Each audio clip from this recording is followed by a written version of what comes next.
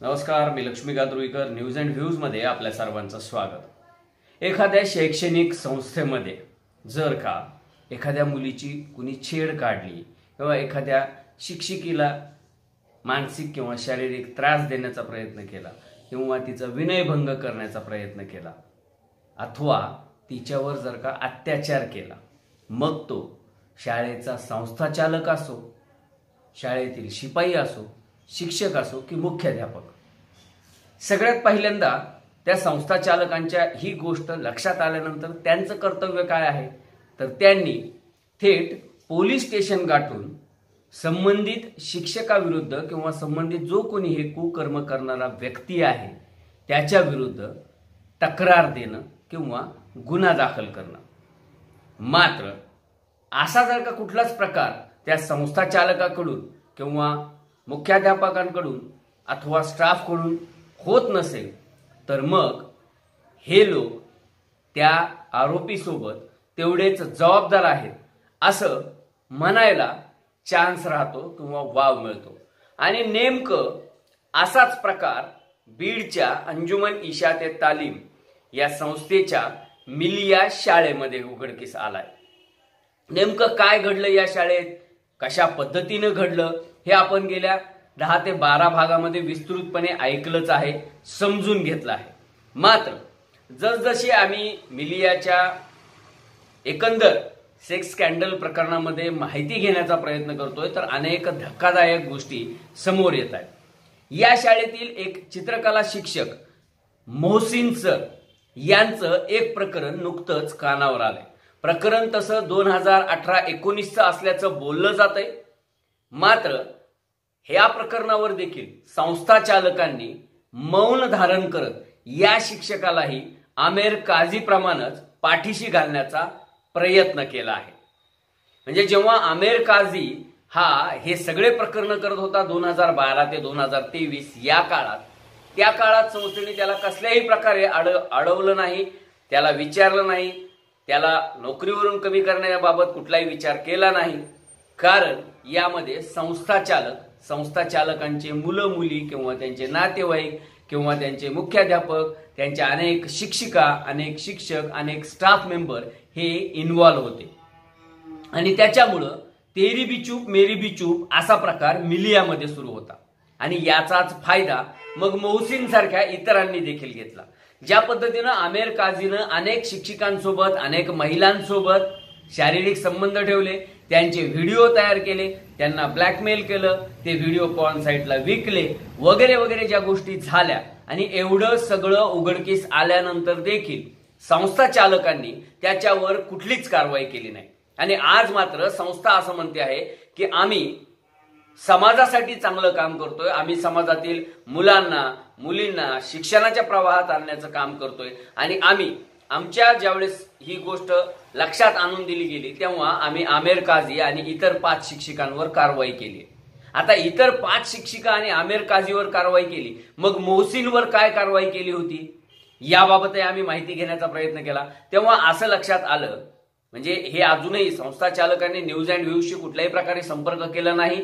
आम्ही त्यांच्याशी 1-2 वेळा संपर्क करण्याचा प्रयत्न केला पण त्यांनी त्याच्यात इंटरेस्ट दाखवला नाही. असो, पण संस्था चालकांनी जेव्हा हे प्रकरण त्यांच्या समोर आलं की मोहसिन नावाच्या एका शिक्षकानं एका 9वी-10वीतील विद्यार्थिनीसोबत किंवा एखाद्या महिलेसोबत शरीर संबंध ठेवले, ते प्रकरण एवढं वाढलं की संबंधित जी अत्याचार पीडित मुलगी किंवा महिला असेल ती गर्भवती राहिली. मग गर्भवती राहिल्यानंतर हे प्रकरण गर्भपाताकडे गेलं.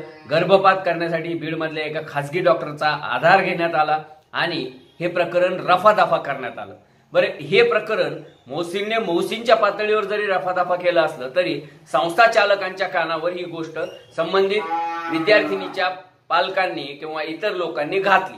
आता घातल्यानंतर त्यांचं काम काय होतं, तर मोहसिनच्या विरोधात त्यांनी पोलीस कंप्लेंट घेऊन पोलीस ऍक्शन करायला लावणं गरजेचं होतं. मात्र संस्था चालकांनी त्याला केवळ जुजबी निलंबन केलं, त्याला एक नोटीस देऊन निलंबित केलं. 3 महिन्यानंतर त्याला पुन्हा रिइन्स्टेट करण्यासाठी त्याच्याकडूनच लाखो रुपये उकळले अशी आमच्या सूत्रांनी आम्हाला माहिती दिली.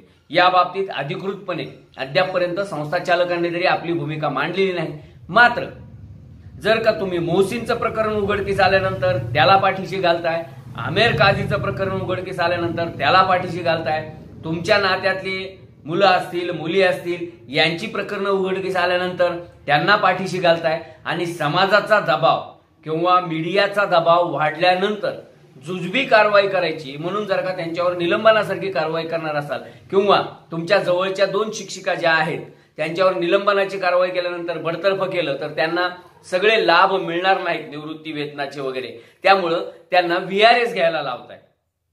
आता व्हीआरएस कुणाला घ्यायला लावली तर व्हीआरएस ही त्यांच्या अत्यंत जवळच्या आणि मर्जीतल्या नात्यातल्या लोकांना महिलांना घ्यायला लावली अशी देखील माहिती आहे. त्या महिलांची नावं देखील आमच्याकडे आहेत पण आम्ही ती सांगणार नाहीयेत. पण जर का तुम्ही वेळीच म्हणजे असं म्हटलं जातं की तुमच्या शर्टला पॅन्टला जर का एखादं छिद्र पडलं लहानसं किंवा एखादा कुठला कोना लागला आणि जर का एखादा विण उसवली गेली तर ती वेळीच जर का शिवली नाही तर पूर्ण कपडा फाटून निघतो, तो वापरणे योग्य राहत नाही. असंच संस्था चालवताना किंवा जीवन जगताना देखील आहे. तुम्हाला जेव्हा पहिल्यांदा ही गोष्ट लक्षात आली तेव्हाच जर का तुम्ही त्याच्यावर कडक कारवाई केली असती, मग तो मोहसिन असेल किंवा आमेर असेल, तर हे प्रकरण इतक्या लांबपर्यंत गेलं नसतं. मात्र संस्था चालकांनी प्रत्येक वेळेस एकच काम केलं, ते म्हणजे जो कोणी यामध्ये दोषी आढळला किंवा त्यांच्यापर्यंत ज्या कोणत्या एखाद्या शिक्षक शिक्षिकेविरुद्ध तक्रार आली त्यांच्याकडून पैसे घेतले आणि प्रकरण रफादफा केलं.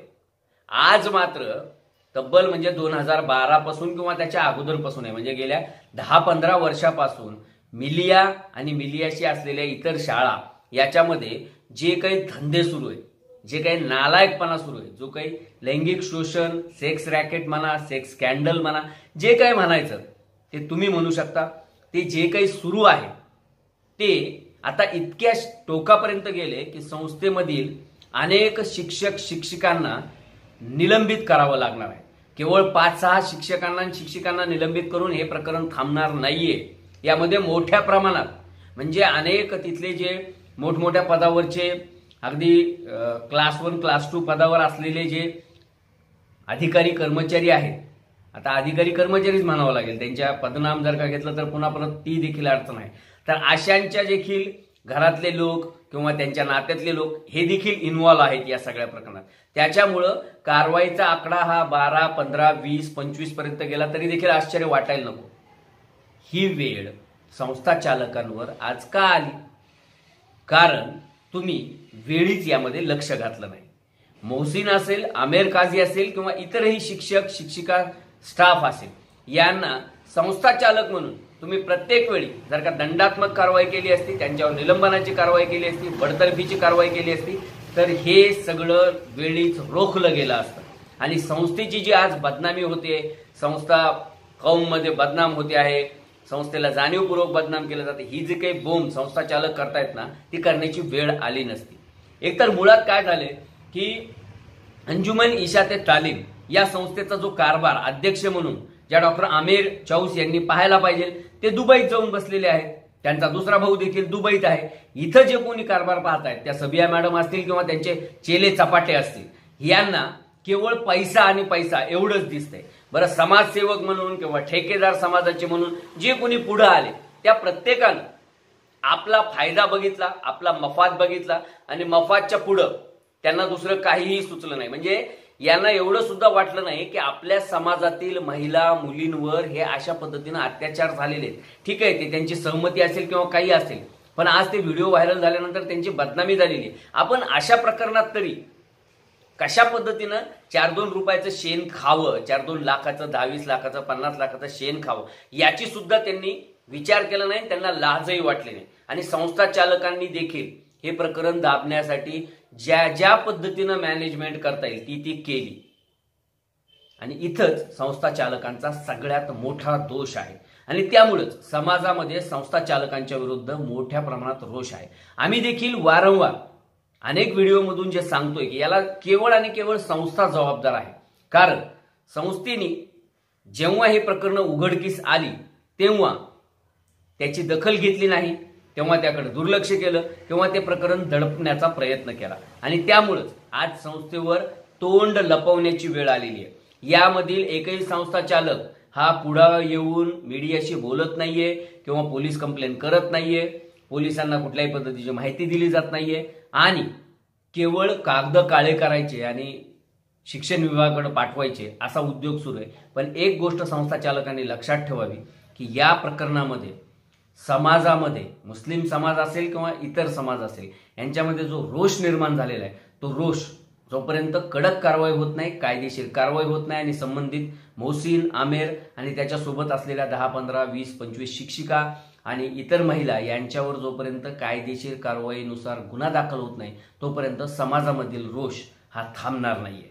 आम्ही देखील जोपर्यंत या प्रकरणामध्ये गुन्हे दाखल होऊन संबंधितांना शिक्षा होत नाही तोपर्यंत हे प्रकरण आम्ही लावून धरणार आहोत। न्यूज अँड व्ह्यूजचे व्हिडिओ आवडत असल्यास लाईक करायला, शेअर करायला आणि चॅनलला सबस्क्राईब करायला विसरू नका। धन्यवाद।